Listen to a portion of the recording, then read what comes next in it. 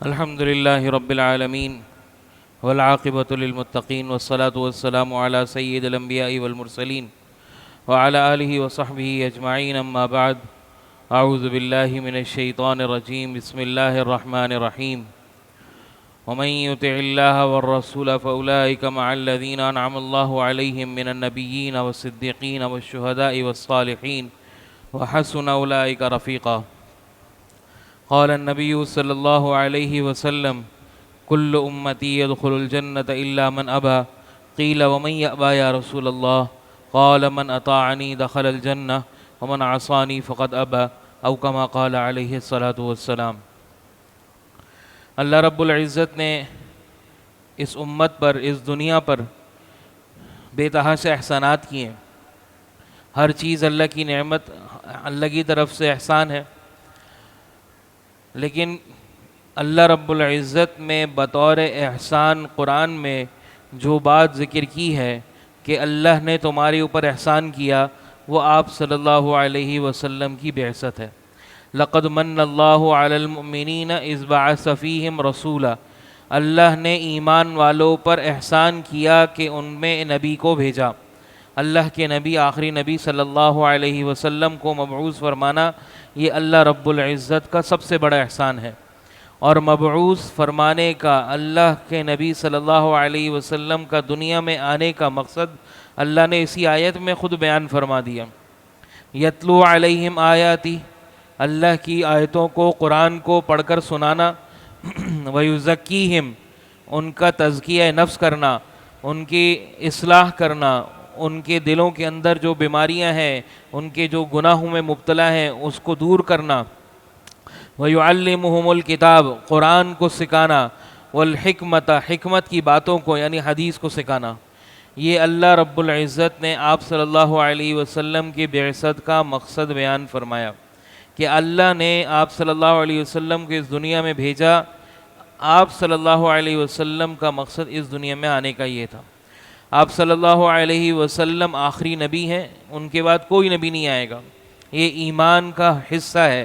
اگر کوئی آدمی رتی برابر بھی اس میں شک کرتا ہے تو ایمان سے خارج ہو جائے گا۔ آپ صلی اللہ علیہ وسلم اس دنیا میں سب سے افضل انسان ہیں، سب سے افضل مخلوق ہیں۔ اللہ کے بعد سب سے عظیم ترین درجہ اللہ رب العزت نے اپنے نبی صلی اللہ علیہ وسلم کو عطا کیا۔ تمام انبیاء کرام علیہم الصلاۃ والسلام کا سردار بنایا، تمام انبیاء علیہم الصلاۃ والسلام کا امام بنایا۔ آپ صلی اللہ علیہ وسلم جب آسمانوں کا سفر کرنے والے تھے، یعنی معراج کا سفر، اس سے پہلے ایک سفر اللہ نے کروایا اسراء کا، جو کہ مسجد حرام سے مسجد اقصیٰ تک کا، جس کا تذکرہ اللہ نے قرآن میں فرمایا، سبحان الذی اسریٰ بعبدہ لیلا من المسجد الحرام الی المسجد الاقصیٰ۔ اس سفر کو اسراء کہتے ہیں، اور زمین سے آسمان کے سفر کو معراج کہتے ہیں۔ تو اللہ رب العزت نے آپ صلی اللہ علیہ وسلم کو جب یہ سفر کروایا تو بیت المقدس میں جا کر اللہ نے تمام انبیاء کرام علیہم الصلاۃ والسلام کی روحوں کو جمع فرمایا، اور آپ صلی اللہ علیہ وسلم نے ان کی امامت فرمائی، 2 رکعت نماز پڑھائی، جس کی آپ صلی اللہ علیہ وسلم کی اقتداء میں تمام انبیاء کرام علیہم الصلاۃ والسلام کی روحوں نے نماز پڑھی۔ اس لیے آپ صلی اللہ علیہ وسلم کو امام الانبیاء کہا جاتا ہے۔ تو میرے بھائیو، دوستو، بزرگوں، آپ صلی اللہ علیہ وسلم کی امت میں پیدا ہونا، اس امت میں آنا ہی ہمارے لیے بڑے فخر کی بات ہے۔ اللہ رب العزت نے اس امت کو بھی آپ صلی اللہ علیہ وسلم کی وجہ سے عظیم مرتبہ عطا فرمایا۔ صرف آپ صلی اللہ علیہ وسلم کو انبیاء کرام میں مرتبہ نہیں، بلکہ اس امت کو بھی، آپ صلی اللہ علیہ وسلم کی امت کو بھی تمام امتوں میں افضل امت قرار دیا۔ سب سے پہلے جنت میں جانے والی امت آپ صلی اللہ علیہ وسلم کی امت ہوگی۔ اللہ تعالیٰ قیامت میں آپ صلی اللہ علیہ وسلم کی امت کے ساتھ بڑا خاص معاملہ فرمائیں گے، اور آج بھی اللہ تعالیٰ کا اس امت کے ساتھ خاص معاملات ہیں۔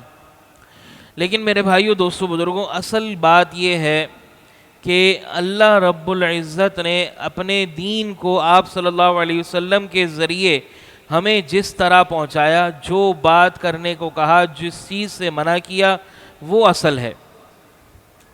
ما آتاکم الرسول فخذوا جو تمہارے نبی تمہیں حکم کر دیں اس پر عمل کرو، وما نہاکم عنہ فانتہوا، جو نبی جس چیز سے تمہارے نبی تمہیں منع کر دیں اس سے رک جاؤ۔ اللہ کے نبی صلی اللہ علیہ وسلم کی زندگی، اصل زندگی آپ صلی اللہ علیہ وسلم کی، وہ ہمارے لیے نمونہ ہے، وہ ہمارے لیے آپ صلی اللہ علیہ وسلم کی زندگی کے، ہماری زندگی میں آپ صلی اللہ علیہ وسلم کی زندگی آ جائے، یہ اصل چیز ہے، اس کے پیچھے اصل ساری محنت یہی ہے۔ اللہ کے نبی صلی اللہ علیہ وسلم کی چاہت بھی یہی ہے کہ ہر امتی آپ صلی اللہ علیہ وسلم کی اتباع میں آ جائے، ہر امتی آپ صلی اللہ علیہ وسلم سے محبت کا تقاضا، اللہ سے محبت کا تقاضا یہ ہے کہ آپ صلی اللہ علیہ وسلم کی 100% اتباع ہو جائے۔ اللہ تعالیٰ نے قرآن میں فرمایا قل ان کنتم تحبون اللہ، آپ ان سے کہہ دیجئے کہ تم اگر اللہ سے محبت کرتے ہو، اللہ کے رسول سے محبت کرتے ہو، فاتبعونی، تم میری اتباع کرو، یہ محبت ہے۔ اصل محبت یہ ہے کہ آپ صلی اللہ علیہ وسلم کی 100% زندگی ہمارے اندر ہو، رتی برابر بھی ہم آپ صلی اللہ علیہ وسلم کی زندگی سے ہٹے ہوئے نہ ہوں، معمولی سی بھی چیز آپ صلی اللہ علیہ وسلم کے مزاج کے خلاف نہ کر رہے ہوں، آپ صلی اللہ علیہ وسلم کی چاہت کے خلاف نہ کر رہے ہوں۔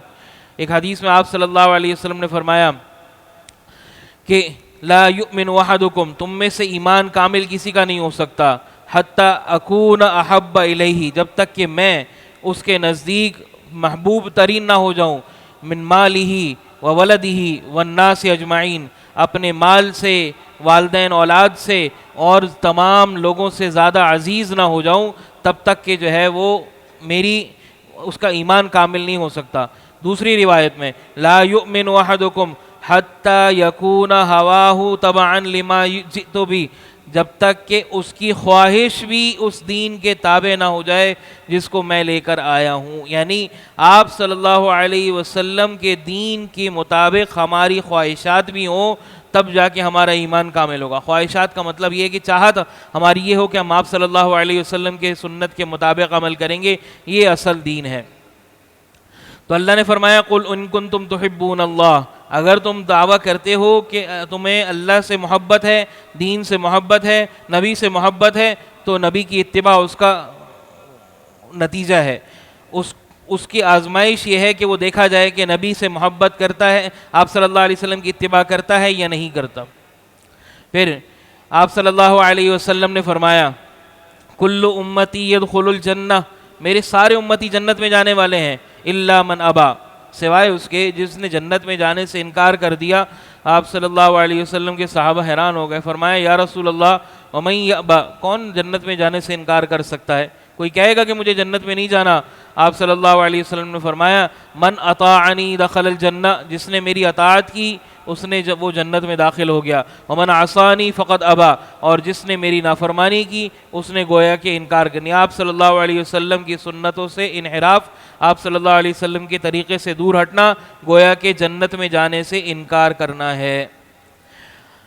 پھر اللہ نے قرآن میں آپ صلی اللہ علیہ وسلم کی اطاعت کو اپنی اطاعت کے ساتھ اکثر جگہوں پہ ذکر کیا، وَمَن يُطِعِ اللَّهَ وَرَسُولَهُ فَقَدْ فَازَ فَوْزًا عَظِيمًا، جو اللہ اور اس کے رسول کی اطاعت کرے گا وہ عظیم کامیابی میں چلا جائے گا۔ یا ایھا الذین آمنوا اطیعوا اللہ واطیعوا الرسول واولی الامر منکم، اے ایمان والو اللہ کی اطاعت کرو، اللہ کے رسول کی اطاعت کرو۔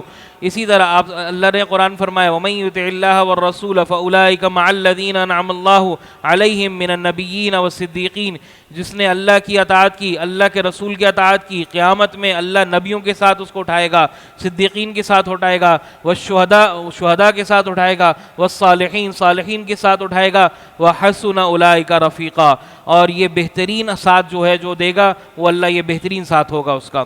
ذَلِكَ الْفَضْلُ مِنَ اللَّهِ، یہ اللہ کی طرف سے بہترین انعام ہوگا اس کے لیے۔ اللہ کی طرف سے بہترین انعام کیا ہوگا؟ جب آپ صلی اللہ علیہ وسلم کی اتباع ہماری زندگیوں میں ہوگی۔ آپ صلی اللہ علیہ وسلم، ایک شاعر کہتے ہیں تعصِ الإلہ وأنت تظہر حبہ، تم دعویٰ تو کرتے ہو محبت کرنے کا اور معصیت نافرمانی کرتے ہو، ایسی کون سی محبت ہے؟ ہمیں دعویٰ ہے کہ ہم آپ صلی اللہ علیہ وسلم کے لیے جان بھی قربان کر دیں گے، مال بھی قربان کر دیں گے، سب قربان کر دیں گے، لیکن چاہت قربان نہیں ہوتی۔ چاہت ہماری وہ ہوتی ہے جو ہم چاہتے ہیں، بس یہ ہمیں کرنا ہے تو کرنا ہے، اللہ کے نبی صلی اللہ علیہ وسلم کے مزاج کے مطابق ہو، ان کے طریقے کے مطابق ہو، ان کے طریقے کے مخالف ہو، اس سے ہمیں کوئی سروکار نہیں ہے، لیکن دعویٰ ہمارا ہے کہ ہم اللہ کے نبی صلی اللہ علیہ وسلم سے محبت کرتے ہیں۔ محبت کیا ہے؟ روم کے دربار میں صحابہ رضوان اللہ علیہ مجمعین رضی اللہ عنہم کو دعوت دی گئی، کھانا کھا رہے ہیں، ہاتھ سے لقمہ گر گیا، ایک صحابی اٹھا کر کھانے لگے، دسترخوان پہ گرا ہوا لقمہ اٹھا کر کھانا سنت ہے، اٹھا کر کھانے لگے، دربار میں بیٹھے میں بادشاہ کے اس وقت کی عظیم طاقت ہے کہ کتنی عجیب سی بات ہے، ندیدہ پن لگے گا کہ دیکھا جی گرا ہوا کھانا اٹھا کے کھا رہے ہیں، کتنے زیادہ بے ادبی ہے دربار کی۔ ایک صحابی نے ایسے کونی ماری، دوسرے صحابی نے کہا کہ کیا کر رہے ہو تم، دربار میں بیٹھے ہو؟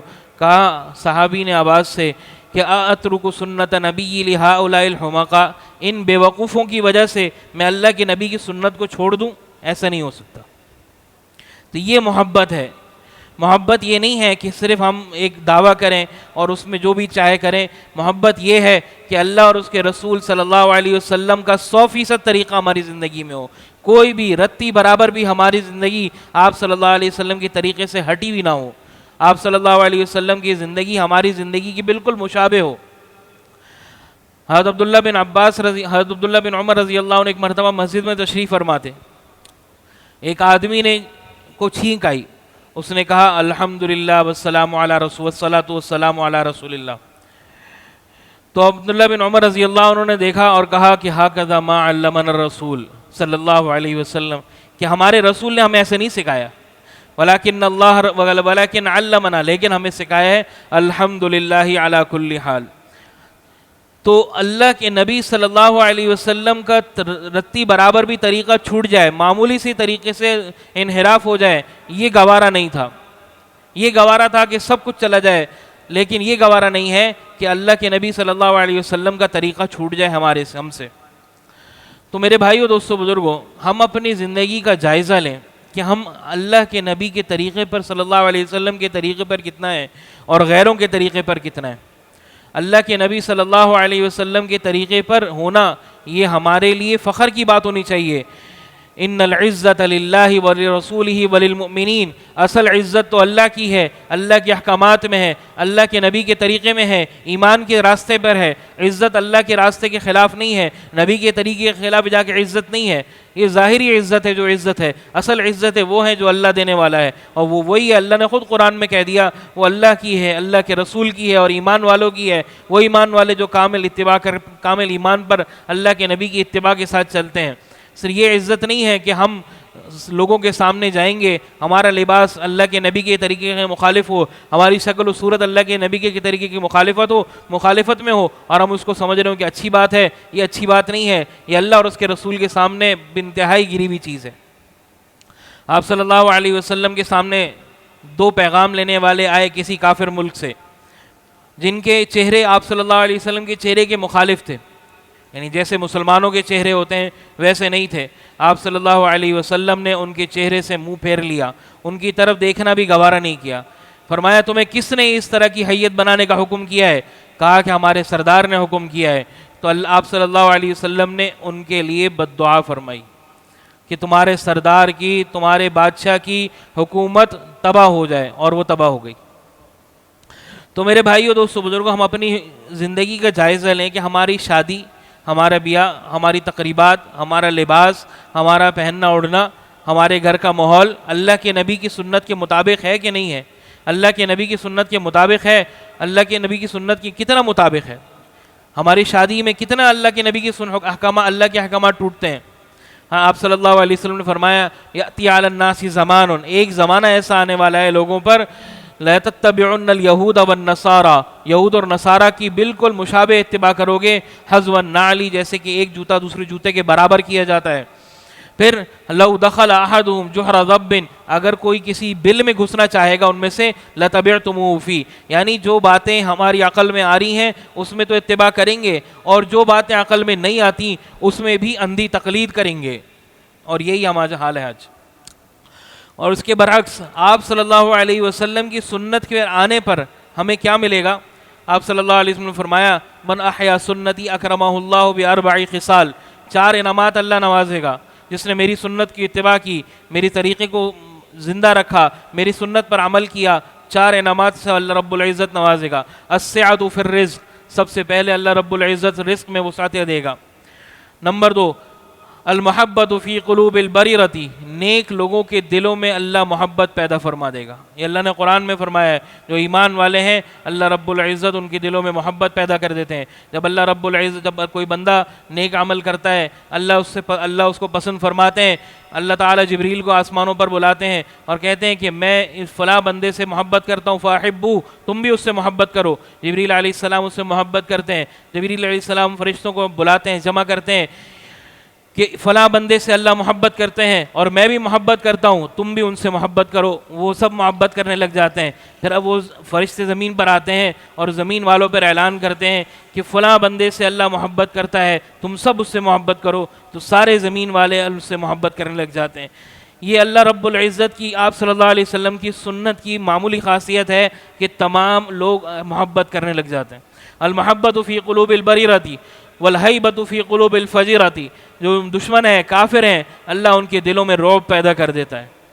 اللہ ان کے دلوں کے اندر، کوئی آدمی آپ پر اتنی جلدی حاوی نہیں ہو سکتا، آپ پر لوگ کافر حملہ نہیں کر سکتے، بشرطے اللہ اور اللہ کے نبی کی صلی اللہ علیہ وسلم کے طریقے پر ہوں۔ اور چوتھی چیز، الثقۃ فی الدین، دین میں پختگی، ثابت قدمی نصیب ہو جاتی ہے۔ تو میرے بھائیو، دوستو، بزرگوں، ہم اپنی زندگی کو آپ صلی اللہ علیہ وسلم کی زندگی کے مطابق لے آئیں۔ آپ صلی اللہ علیہ وسلم نے کیسا عمل کیا، کیسا عمل آپ صلی اللہ علیہ وسلم کو پسند ہے، یہاں تک کہ نماز پڑھنا کب ضروری ہے کب نہیں ہے، یہ بھی آپ صلی اللہ علیہ وسلم نے بتایا۔ سعید بن المسیب ایک بڑے تابعی ہیں۔ ایک آدمی نے عصر کی نماز کے بعد 2 رکعت نفل پڑھی، انہوں نے منع کیا کہ نہیں پڑھو نماز، بحث کرنے لگا، کہنے لگا کہ ایعذبنی اللہ علی الصلاۃ، کیا اللہ تعالیٰ مجھے نماز پڑھنے پر گناہ دے گا؟ انہوں نے فرمایا کہ اللہ تعالیٰ تجھے نماز پڑھنے پر گناہ نہیں دے گا، ولیکن یعذبک علی خلاف السنہ، سنت کی مخالفت پر گناہ دے گا۔ تو میرے بھائیو، دوستو، بزرگوں، ہم جس کو سمجھتے ہیں کہ یہ سنت ہی ہے، کہہ کے چھوڑ دیتے ہیں، صحابہ اس کو کہتے تھے سنت ہے، اس پر عمل کرتے تھے۔ تو میرے بھائیو، یہ فرق ہے ہمارے اور صحابہ میں۔ ہم اپنی زندگیوں کو دیکھیں، تموتون کما تحیون وتحشرون کما تموتون، زندگی جیسے گزارو گے موت ویسے آ جائے گی، اور موت جیسے آئے گی ویسے حشر ہوگا۔ سنت کے مطابق، آپ صلی اللہ علیہ وسلم کے طریقے کے مطابق زندگی ہوگی، آپ صلی اللہ علیہ وسلم کے صحابہ کے طریقے کے مطابق زندگی ہوگی، ویسے ہی موت ہوگی اور صحابہ کے ساتھ حشر ہوگا۔ کافروں کے طریقے پہ زندگی ہوگی، کافروں جیسی موت ہوگی، حشر بھی انہی کے ساتھ ہوگا۔ اللہ تعالی ہم سب کو عمل کی توفیق عطا فرمائے۔ وآخر دعوانا الحمدللہ رب العالمین۔